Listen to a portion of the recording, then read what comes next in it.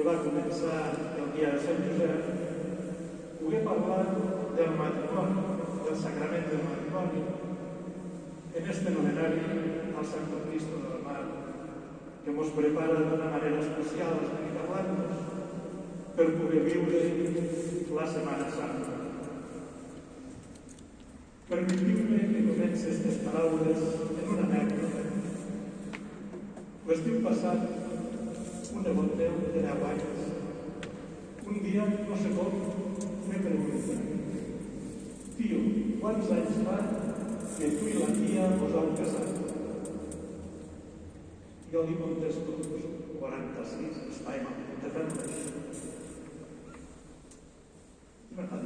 Això són molts anys, efectivament són molts anys. Però al cap d'uns dies, el mateix me pregunta: «Tio, quants anys fa que vivim junts la tia i tu?» La meva contestació: «Ja t'ho vaig dir l'altre dia, no te'n recordes?» I em diu: «No, l'altre dia et vaig preguntar quants anys feia que vos havíeu casat. I ara te pregunto quants anys fa que viviu junts». Tenia 10 anys.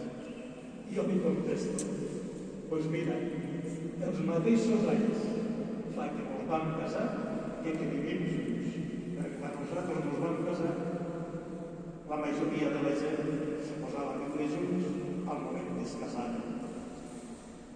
Vinc a referir que ja estàs aquests